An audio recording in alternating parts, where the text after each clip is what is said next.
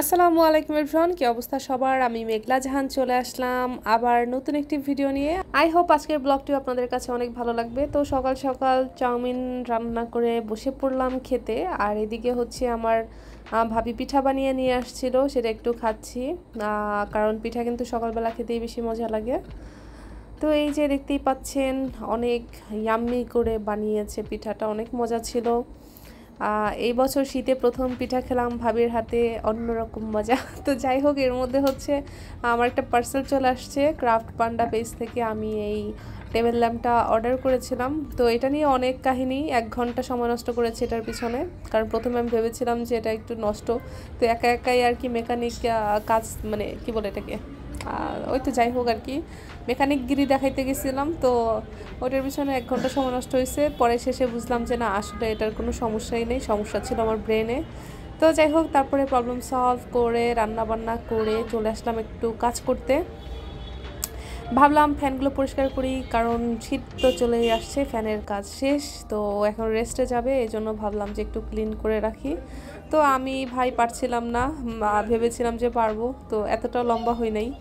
তো আমার ভাইকে হচ্ছে দিলাম তারপরে, যে তুই করে দে। তো ও করে দিচ্ছিল। বাসায় 4টা ফ্যান, 4টাই ক্লিন করে দিছে আজকে ও। তো আজকে হচ্ছে ওর অফ ডে ছিল, যার জন্য এই হেল্পটা করতে পারছে, নাইলে তো আমার একাই কষ্ট করে করতে হইতো। তো আজকে বিকালে একটু প্ল্যান আছে, আবার ভাবির বাসায় যাব, তো সেই জন্য কাজগুলো তাড়াতাড়ি করে নিচ্ছিলাম। এটা হচ্ছে প্রথমে লিভিং রুমের ফ্যানটা পরিষ্কার করলো, তারপর হচ্ছে ডাইনিং রুমের ফ্যান পরিষ্কার করতে গেছে। এদিক দিয়ে হুমায়রা হচ্ছে নিচে যে ময়লাগুলো পড়ছিল ওগুলো ক্লিন করে ফেলতেছে। মাশাআল্লাহ, সবাই দায়িত্ববান আমার বাসায়। আগে ভয়েস দিতে বসলে বারবার চেঞ্জ করতাম, যে ভালো হয় নাই আবার দিই, ভালো হয় নাই আবার দিই, বাট এখন মনে হয় যে যা হচ্ছে তাই দিয়ে দেবো। এত বারবার চেঞ্জ করতে গেলে জীবনে আর ব্লগার হওয়া লাগবে না, যা পারি তাই, একদিন ঠিক হয়ে যাবে ইনশাল্লাহ। তো আপনারা ক্ষমা সুন্দর দৃষ্টিতে দেখবেন, এই আর কি, এছাড়া আর তো কিছুই করার নাই। তো যাই হোক, ফ্যান পরিষ্কার শেষ, তারপরে হচ্ছে খাওয়া দাওয়া শুরু করলাম। আজকে খিচুড়ি রান্না করেছিলাম। তো ডাইনিং টেবিল যতই থাকুক না কেন, আমি সবসময় সোফায় বসেই খাই, এটা একটা অভ্যাস হয়ে গেছে। তো দেখবেন যে নাস্তা করি, লাঞ্চ করি, যাই করি না কেন সোফায় বসে খাই, আর ডিনার সেটা তো খাটে বসেই করি। তো যাই হোক, তারপরে হচ্ছে খাওয়া দাওয়া শেষ করে চলে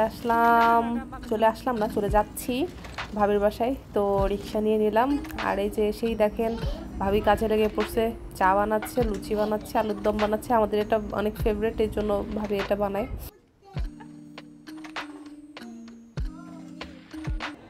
আন্টি ঘুম এসে পড়েছেন? হ্যাঁ, আন্টি ঘুম এসে পড়েছে। আমরা এত যত্ন সহকারে লুচি বানাই যে অপেক্ষা করতে করতে আন্টি ঘুম এসে পড়েছে। এই আন্টি, উঠুন। Hello aunty, excuse me, aunty উঠুন। লুচি আলুর দম তো হয়ে গেছে আন্টি। হ্যাঁ, আন্টি উঠে পড়েছে, এখন আমরা খাবো। আমাদের নাস্তা রেডি করতে করতে আন্টি ঘুমিয়ে গিয়েছিল। তো এদিক দিয়ে আন্টির বৌমা আবার সেই ভিডিও করে রেখেছে আমার ফোনে, তো আমি একটু আমার ব্লগে অ্যাড করে দিলাম। তো গল্পগুজব আড্ডা শেষ করে চলে যাচ্ছি বাসার দিকে। বাসায় যেতে যেতে বাজার করব। আর এই যে দেখেন আমার অবস্থা, পান খেয়ে মুখের কি অবস্থা। তো আন্টির কাছে গিয়েছিলাম, পান না খেলে তো আর হয় না। তো সবাই পান খেয়ে তো বাসায় বসে আছে, এই চেহারা নিয়ে আমারই বাইরে বের হয়ে আসতে হলো। তো যাই হোক, তারপরে হচ্ছে টুকটাক যা কিছু বাজার করলাম, এগুলো নিয়ে এখন কিচেনে চলে আসলাম। সব কিছু একটু গুছিয়ে রাখতে হবে।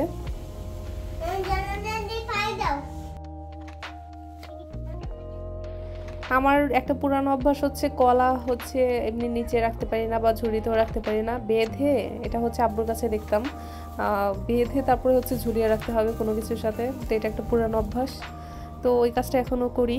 আর এদিক দিয়ে হচ্ছে তেলের কথা আর কি বলবো ভাই, কয়দিন আগে বাজারের মধ্যে ডিম ছিল না, ডিম উধাও, কোনো দোকানে ডিম পাই নাই, এখন আবার তেল পাওয়া যাচ্ছে না। তো তেলের দাম বাড়ছে না কি হয়েছে আমি এত কিছু জানি না। দোকানদারকে বললাম যে তেল দেন, বলতেছে 1 লিটারের একটা বোতল আছে, নিয়ে গেলে যেতে পারেন, এরপরে কিন্তু আর তেল পাবেন না। তো আমি ওটাই নিয়ে আসলাম। তো এই হচ্ছে অবস্থা। আজকের ব্লগটা এই পর্যন্তই। আপনাদের কাছে কেমন লাগলো অবশ্যই কমেন্ট করে জানাবেন, আর ভালো লাগলে প্লিজ একটা লাইক দিয়ে দিবেন, আর হচ্ছে সাবস্ক্রাইব করবেন। তো আল্লাহ হাফেজ, আসসালামু আলাইকুম এভরিওয়ান।